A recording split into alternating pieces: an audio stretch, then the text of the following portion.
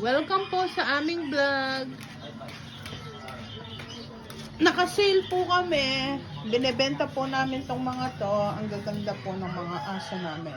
May isa din pong pusa. Ito po, 2,000 siya.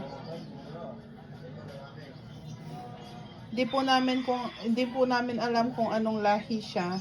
Ito po, mix po siya ng French Bulldog at English Bulldog.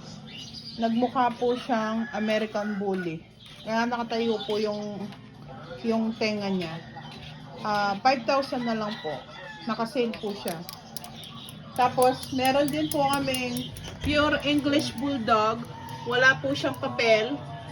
Binebenta po namin 15K na lang, 15,000. Kunin nyo na po. Parang awan nyo na. Takaw-takaw po niya.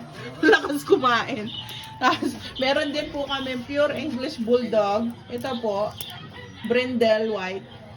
20K na lang po. May papel po to, may papel. Kayo na kung bahala magpakain sa kanya. Mataba po siya. Mataba.